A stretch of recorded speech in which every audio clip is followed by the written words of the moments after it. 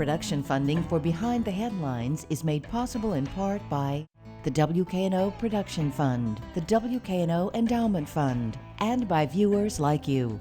Thank you. Shelby County Schools and the pandemic, tonight on Behind the Headlines.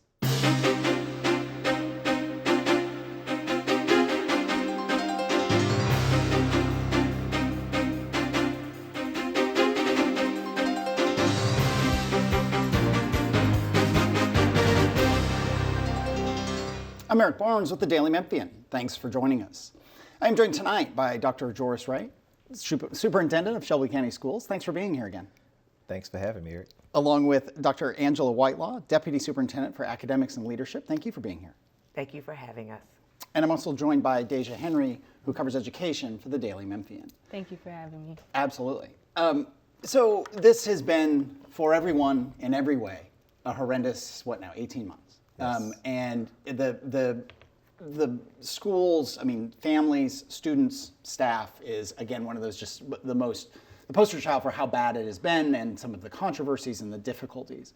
The state TCAP scores came out, and I think virtually every school, the statewide, everybody nationally, Right. There was learning loss. There was a fall off in numbers. We'll kind of walk through some of those numbers, but there's now this huge challenge. You're back in person in all the Shelby County schools, and this challenge of educating is never easy. Now you've got to get people caught up, students caught up. You've got COVID restrictions, you've got masking, you've got anxious and sometimes angry parents. Sounds like a lot of fun, right? It sounds like great. It really, I guess the first question is, why would you want this job? The real question is, let's focus on the learning. What are you all doing to get students caught up? What can be done? So, again, thank you for having us. We're trying to reimagine 901. We're reimagining education, schools, and the community. We're trying to move from a school district of intervention to a school district of innovation. You guys reported. I'm unapologetic about academic achievement. We've had a hard reset on the academic leadership team. Started with my deputy superintendent, and we had everybody to reapply, and what we did was chose the best and the brightest to lead our academic departments. So we're focusing on our students. We're focusing on the learning opportunities. And you've heard me say, during the pandemic, I've always struggled with learning loss versus losing lives. And so what we tried to do over the last 18 months is keep everyone safe. And now we're focusing on reimagining education, and we're focusing on academic achievement. And Dr. Whitelaw, take it down to the classroom, to the desk, the student in the desk with the teacher level. When you've had this year that was imperfect for everyone, I'm not picking on SES, but does this mean the teachers are saying, normally at this grade level, at the start of the year, we'd start here, but we got to go back?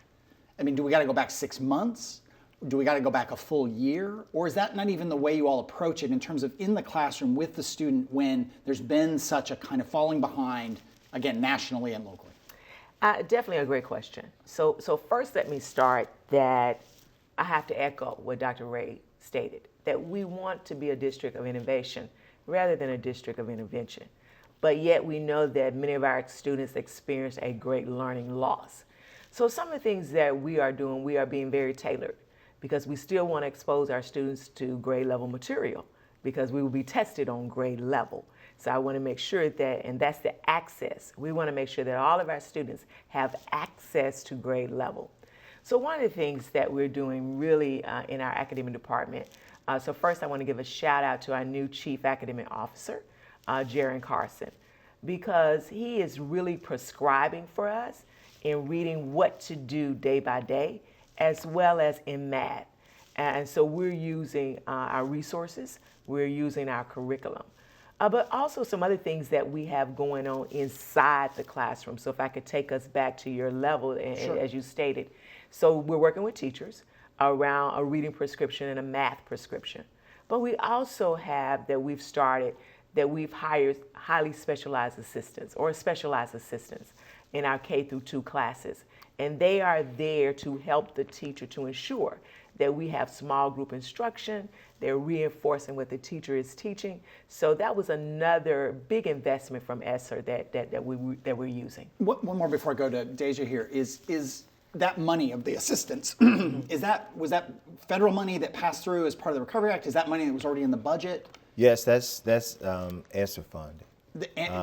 ESSER funding. What is ESSER? That's funding we receive from the federal government. Okay, that came out of one of the big relief packages, yes. I assume. Okay. And it helped us reduce our class size. We went from a 1-to-25 to a 1-to-13 teacher-student ratio.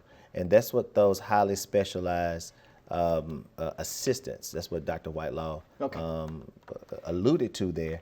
But, before after school tutoring, we're doing everything we can do. We enhanced our professional development for our leaders and our teachers. We're providing ACT prep for students. We're doing everything in our power to ensure our students are learning. But not only that, we're concerned about our students' social, emotional well-being. All the mental health supports for our students as well as our parents and teachers to ensure that we're providing the opportunity for a world-class education for all students. Mm-hmm. Go ahead, Deja, yeah. You both mentioned the specialized assistants, and I know that the district was still hiring for those when the school year started. So where are y'all on that, and have those positions been filled? Great question. So we definitely, the majority of our TAs have been hired. We still, because of just movement, I think we're at almost 90% filled. So meaning that we probably still have anywhere from 60 to 70 more TAs to be hired. So we're constantly interviewing, trying to find the best people to put in front of our students, as well as provide them with the PD that they need to be successful in classrooms. So we're almost there, but definitely we're so much better than we were at the beginning of the summer. Mm-hmm. And just to follow up on that, you talked about that movement. There are some more teacher vacancies that are open that weren't open in the beginning of the school year. What's being done to combat that, and also are there plans in place for when teachers quit or leave? It's a national shortage of teachers. Mm-hmm. And first let me say, I have the best teachers in the nation. Our teachers, give of themselves each and every day. They are on the front lines. And I was fortunate that 99.9% of our teachers, when we return stronger, all return back to the classroom. But yes, there is a national teacher shortage, and we're still facing some of those challenges. So what we've tried to do, and Dr. Whitelaw definitely can speak to that more, we just try to support our teachers. We try to have a listening ear. These are very difficult times. And our teachers, again, they're on the front line and really putting their health in jeopardy. And so teachers are trying to weigh, hey, I got a family at home as well.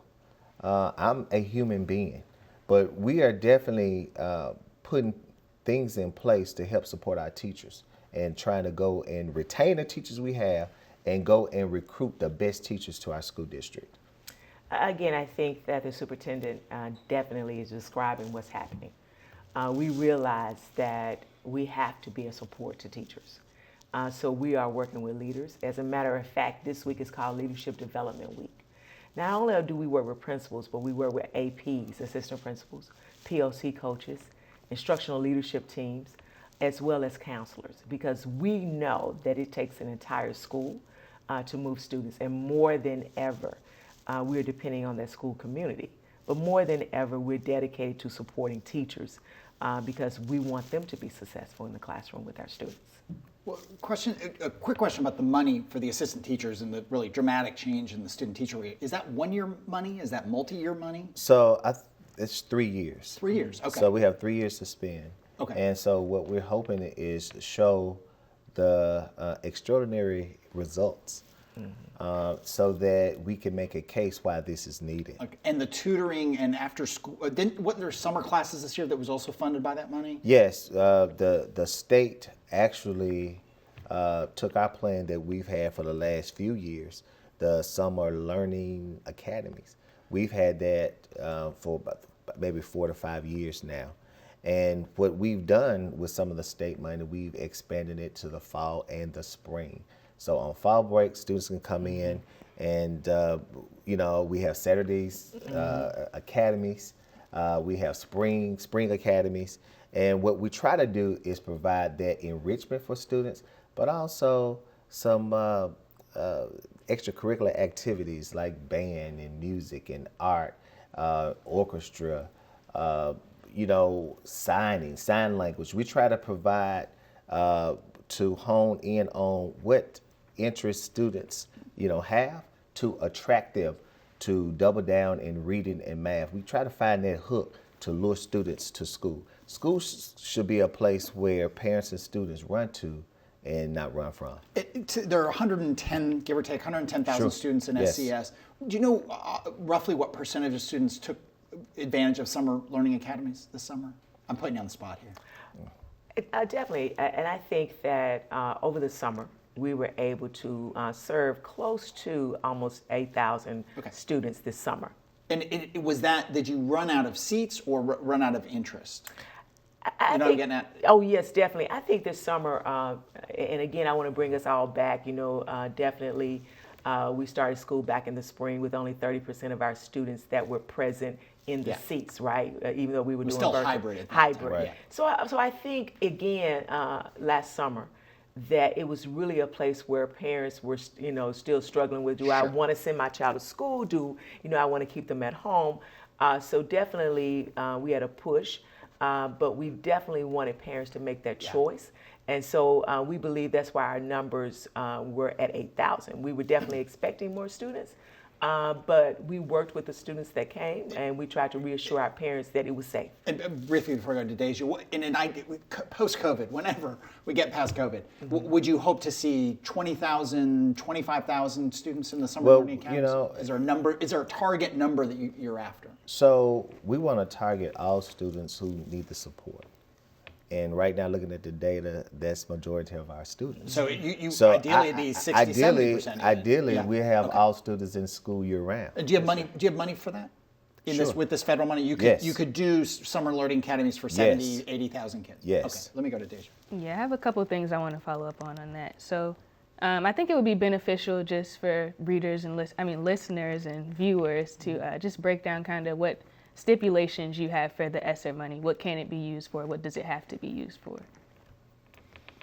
Oh, definitely. You're speaking of our ESSER funds. So we definitely have a list that we have to follow by the state. One, and I want to focus on a couple of things, because one is learning loss.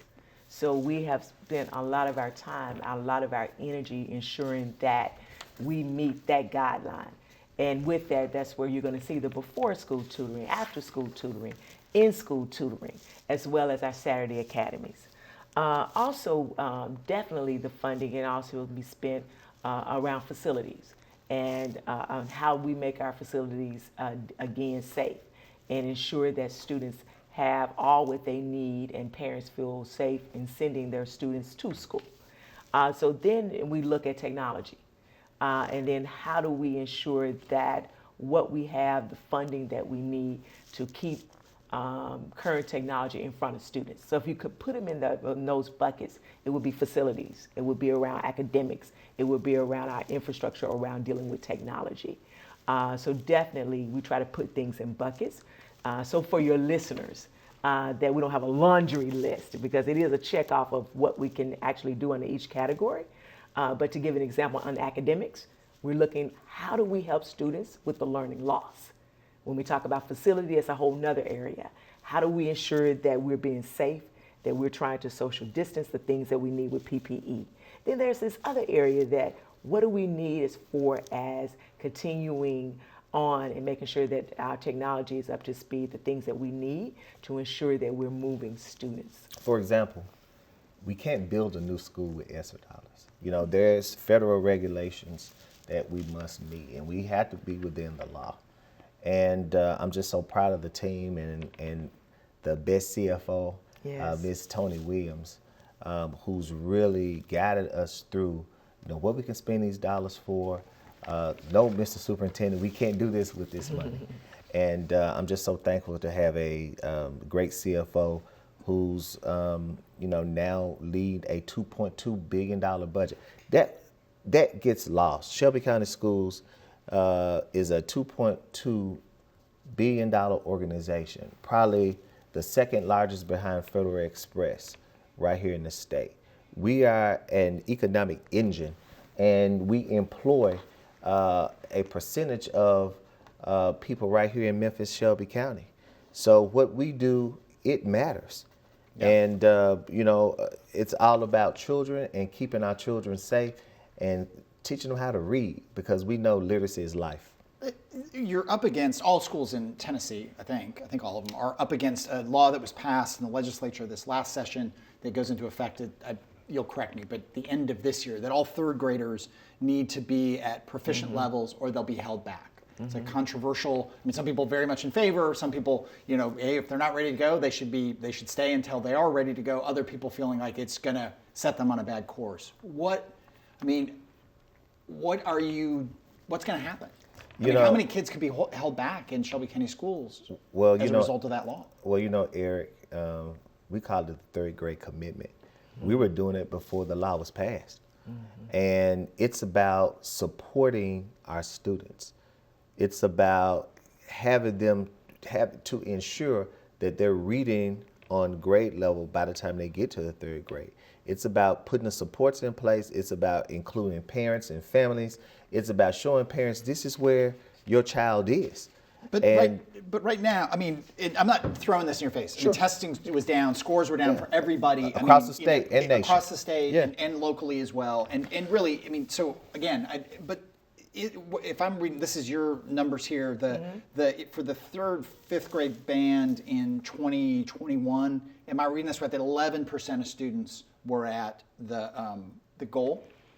Yes. So but does that mean that 90% of the kids can be held back under the new law? So let me take it back and definitely again to echo the superintendent. We started this work way before the state, actually 2 years ago with the third grade commitment, and we're looking at our second graders. So the state looking at third graders, and we have some criteria, some benchmarks that we have to meet. You're exactly right that only 11% of our third grade students last year scored proficient. So now they're moving down from 20, almost 30% in 19. To be fair. Yes, and to be fair. And to be fair, I think that what we also want to put on the table that last year was definitely a different year. Yeah, absolutely. A different year of how we were educating students, how we were engaging students, we were pulling students to small group instruction.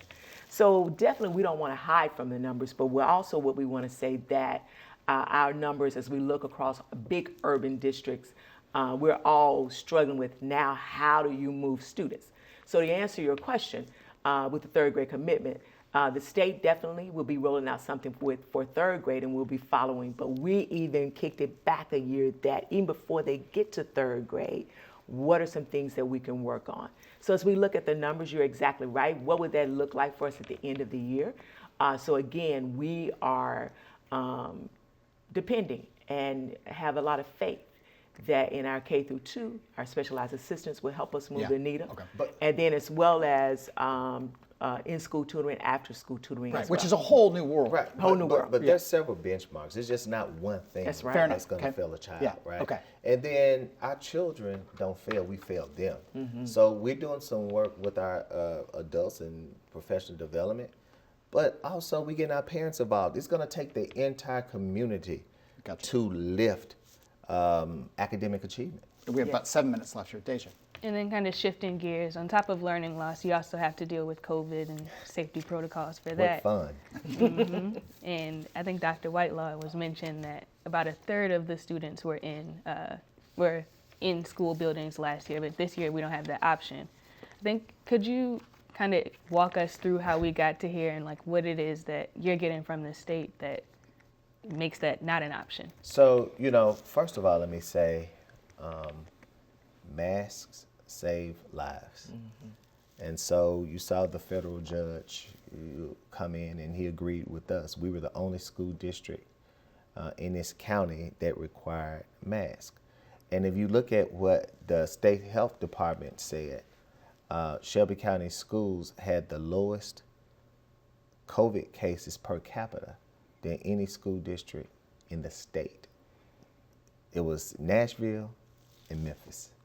But also, I think what our parents want, and let me be real clear, is what we had last year, and it's a very small number. And what they want is synchronized or synchronous instruction, virtual synchronous instruction, to where the teacher of their choosing deliver the live instruction to students. And so what happened at the state level, the governor and the State Board of Education made it very clear we must be in person. And they put stipulations in place to ensure that we are in person. The Commissioner of Education made it very clear that waivers will be far and few between for virtual instruction. And we do have a Memphis virtual academy, but that's asynchronous instruction. Our parents want synchronized instruction delivered by the teacher virtually. And right now, that's not an option for us. Even if a school goes down, what we were told on a state call, we must use central office to come and continue with instruction.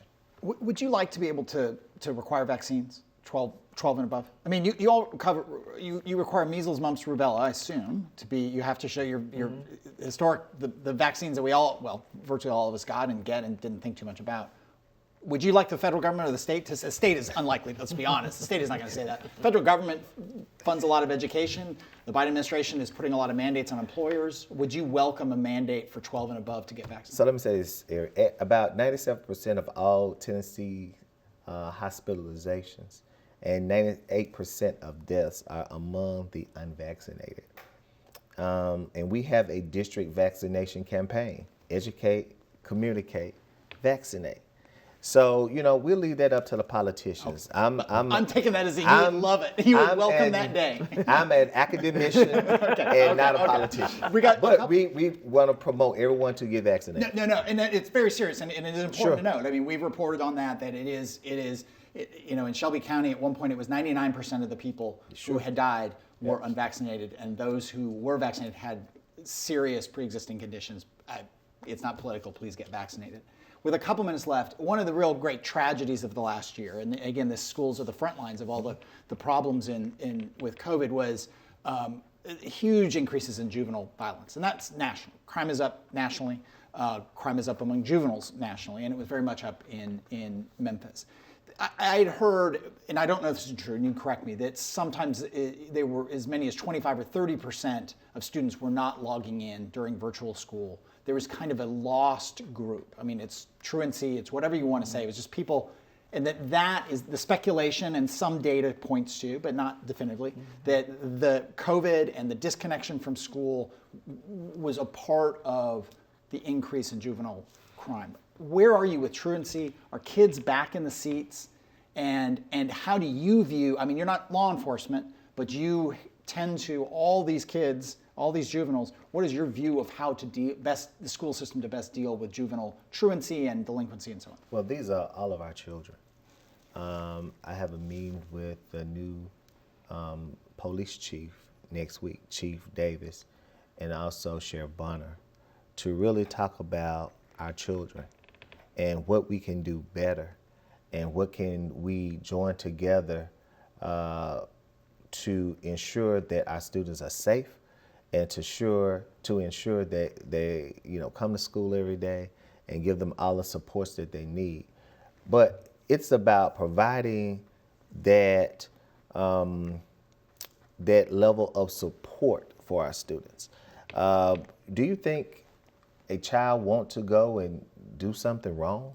We got to figure out the root cause of the issue. Let me do this because we just have a couple minutes left. Sure. I apologize. So when you're meeting with the MPD and is that about giving the names of students who are truant or delinquent, who are causing trouble, getting MPD and the Sheriff's Department involved? It's about figuring out how we are going to support our students. There used to be a program, I believe, that where the Shelby County Schools would provide data, I believe, to the DA's office about kids who were delinquent, not once or twice, but serial delinquency. Is that program still in place? We still have the SART and SART meetings that our team, and that's the Students Attendance Review Teams and Students Attendance Review Board.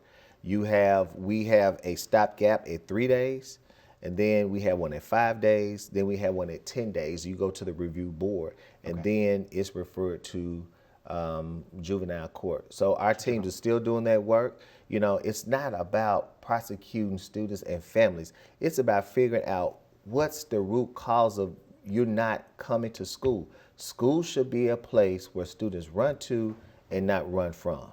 All right, we are out of time. We have 800 more questions. I think we're gonna be able to do some more questions that we'll put in the podcast version of the show. For now, Dr. Ray, Dr. Whitelaw, thank you both for being here. Thank you. Deja, thank you, and thanks for your patience as I stepped all over your questions. And thank you for joining us again. You can get the full podcast of the show, Daily Memphian site, iTunes, Spotify, wherever you get your podcasts. You can also download the full video. You can see it on YouTube or on the WKNO.org website. Thanks, and we'll see you next week.